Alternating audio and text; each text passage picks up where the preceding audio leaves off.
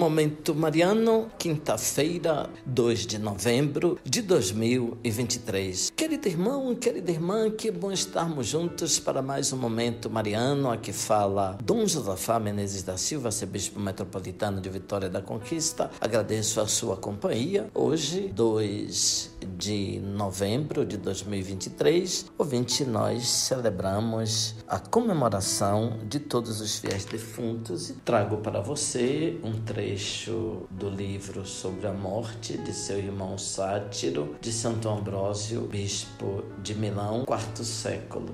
Percebemos que a morte é lucro e a vida castigo. Por isso, Paulo diz: para mim, viver é Cristo e morrer é lucro. Como unir-se a Cristo, Espírito da vida, senão pela morte do corpo? Morramos então com Ele, para com Ele vivermos. Morramos diariamente no desejo e em ato, para que esta segregação, nossa alma aprenda a se substituir das concupiscências corporais, que ela, como se já estivesse nas alturas, onde não alcançam os desejos terrenos, aceite a imagem da morte para não incorrer no castigo da morte, pois a lei da carne luta contra a lei do espírito e apoia-se na lei do erro. Mas qual o remédio? Quem me libertará deste corpo de morte? A graça de Deus, por Jesus Cristo, nosso Senhor. Temos o médico, usemos o remédio. Nosso remédio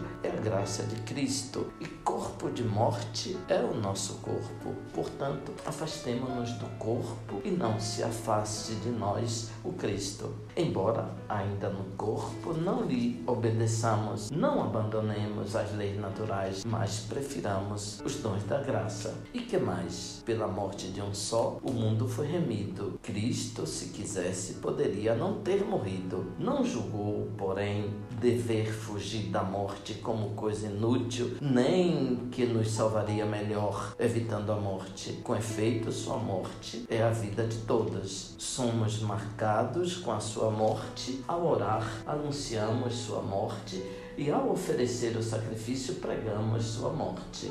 Sua morte é vitória, é sacramento, é a solenidade anual do mundo. Não diremos ainda mais sobre a sua morte, se provarmos pelo exemplo divino que dela resultou a imortalidade e que a morte se redimiu a si mesma. Não se deve lastimar a morte, que é causa da salvação do povo. Não se deve fugir da morte, que o Filho de Deus não rejeitou e da qual não fugiu. Na verdade, a morte não era da natureza, mas converteu-se em natureza.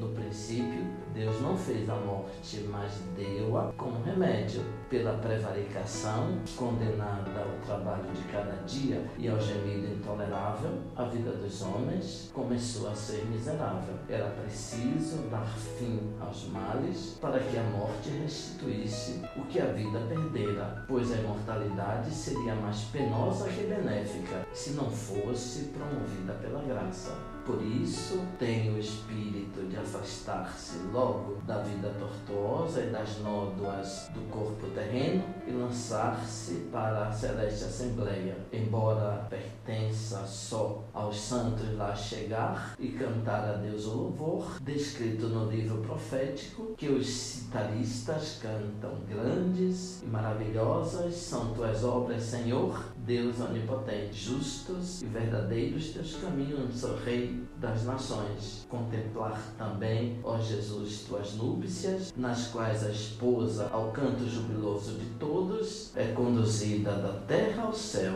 já não mais manchada pelo mundo, mas unida ao Espírito. Louvado seja nosso Senhor Jesus Cristo, para sempre seja louvado.